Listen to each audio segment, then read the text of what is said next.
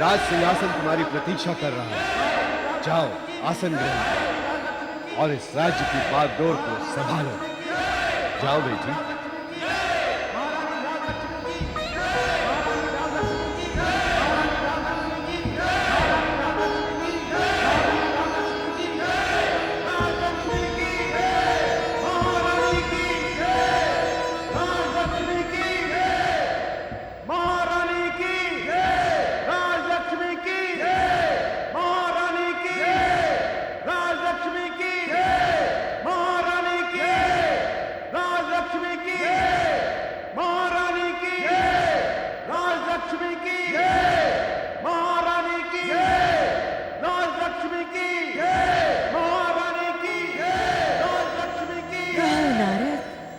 क्या धारणा है आपकी?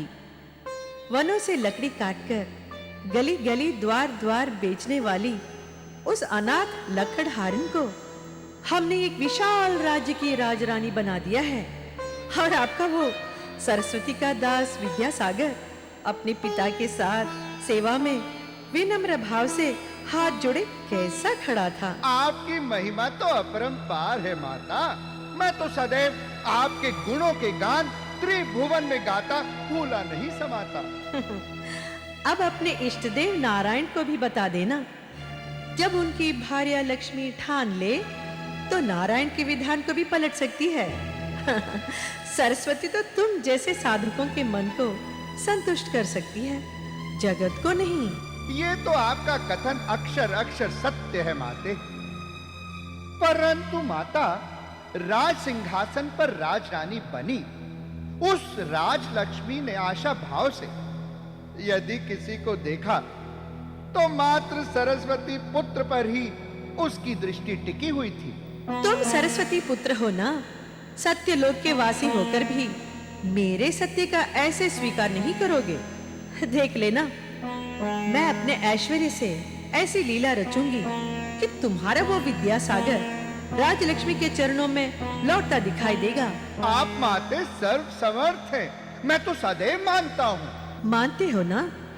तो जाकर अपनी माता सरस्वती को समझा दो, दुराग्रह त्याग दे, अन्यथा व्यर्थ ही जग हसाई होगी। माते, अवश्य ही आपकी आज्ञा का पालन करूंगा, उन्हें सब समझा दूंगा। अब आज्ञा दे। प्रणाम। नारायण नारायण।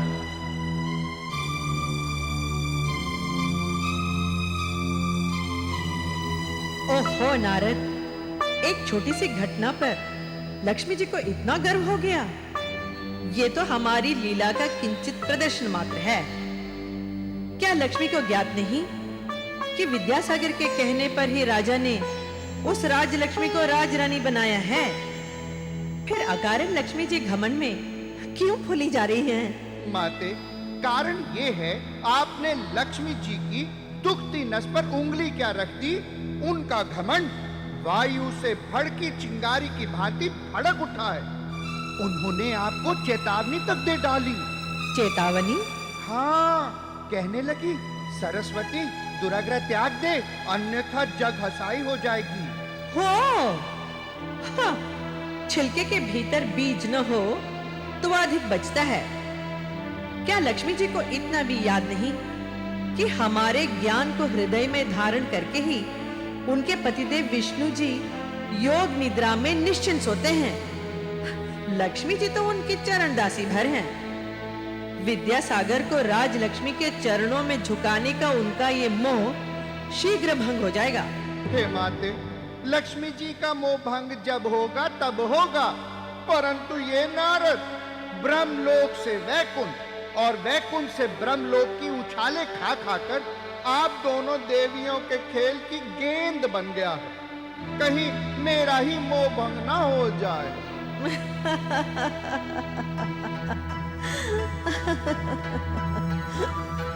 ये तो भीषण संग्राम की भूमिका बन रही है। नारद, चुपचाप निकल लो। नारायण नारायण।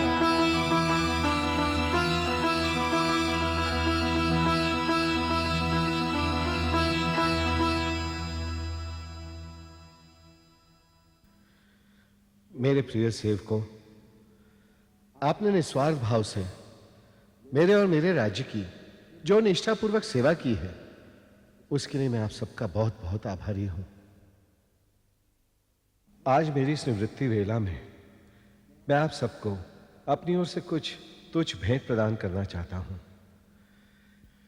यद्यपि आपकी सेवाओं के समक्ष इसका कोई मूल्य नहीं है, किंतु इसे स्वीकार करके आप सब मुझे अनुग्रहित करें।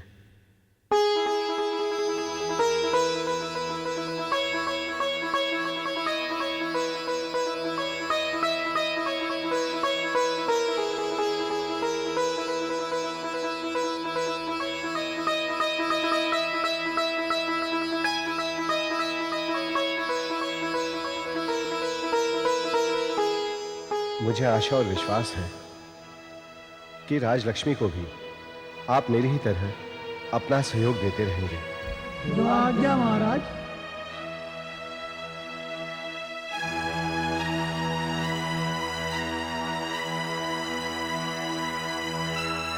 हमारे जाने की व्यवस्था हो गई? जी महाराज।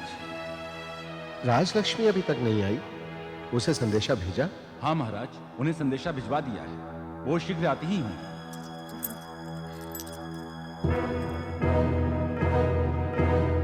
महाराज,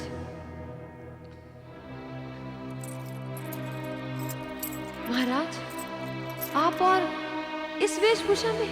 हाँ पुत्री, हमने आज ही उत्तराखंड जाने का निर्णय ले लिया है। परंतु क्यों? अभी तो हमने राज सिंहासन पर बैठ। पुत्री, हम तुम्हें राजपद देकर स्वतंत्र हो चुके हैं। फिर इस राजकुल की यही परंपरा रही है कि चौथापन आने पर हमारे पूर्वज संसार का मोह बंधन त्याग कर वानप्रस्थ आश्रम ग्रहण कर साधु बनकर हिमालय में तपस्या करने चले जाते हैं। परंतु महाराज, मैं आपके मार्गदर्शन के बिना कैसे? बेटी, इसीलिए तो हमने तुम्हें यहां बुलाया है। हमारे बाद तुम्हारे मार्गदर्शक विद्यासागर होंगे। विद्यासागर? हाँ, विद्यासागर राज्यसभा के सभासद नहीं हैं, क्योंकि उन्हें नाम, पद और लक्ष्मी का मोह नहीं है। वह सत्यवक्ता और निर्भय है। जब भी तुम्हें जीवन में किसी भी उलझन का सामना करना पड़े, तो विद्यासागर के पास स्वयं जाकर उनसे परामर्श लेना। वह महान आत्मा तुम्हें उचित मार्गदर्शन देकर दिशा प्रदान करेंगे।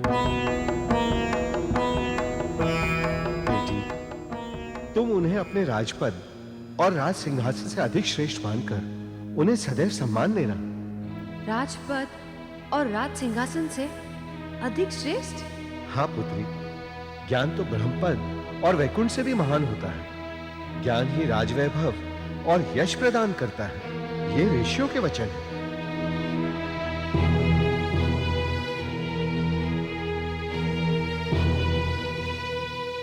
अच्छा पुत्री, अब हमें आज्ञा दो।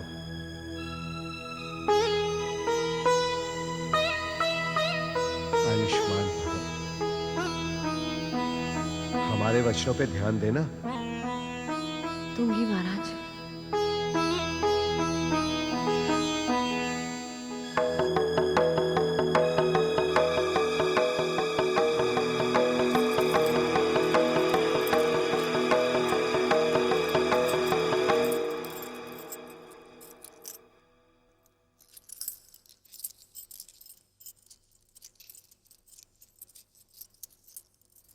प्रणाम महारानी। आओ मधुरेखा। महाराज सुरक्षित उत्तराखंड पहुंच गए? जी महारानी,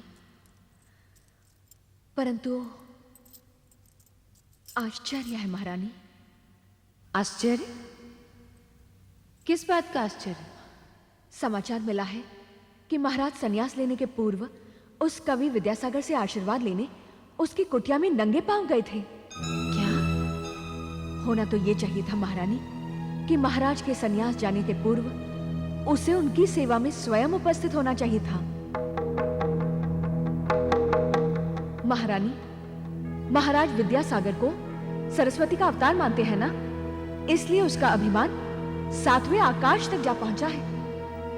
ये सब हमारे महाराज के उदार हृदय एवं भावुकता का परिणाम है। राज सिंहासन कोमल हृदय एवं भावुकता से नहीं, अनुशासन से चलता है।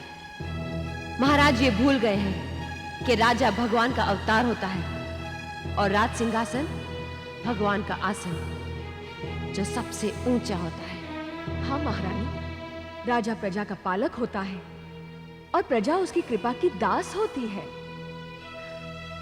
यदि विद्यासागर ज्ञानी है तो उसे राजा की ईश्वर जैसी महिमा का भी ज्ञान होना चाहिए। वो हमारी प्रजा है और हम उसके राजा। हाँ महारानी, राज आज्ञा का पालन करना प्रजा का पहला धर्म होता है। हम उस कवि को उसका स्थान हमसे नीचे है ये दिखाकर ही रहेंगे। उसे हमारी आज्ञा का पालन करने अवश्य आना होगा। जाओ, जाकर उस दंभी कवि से कहो महारानी ने उसे शीघ्र ही आने का आदेश दिया है। परंतु स्वामिनी, वो नहीं आया तो? कैसे नहीं आएगा?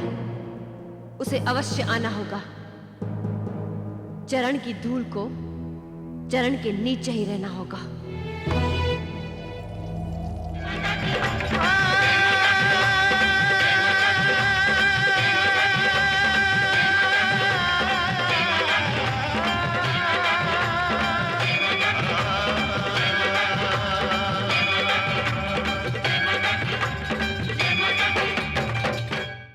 Cinevista is now on YouTube.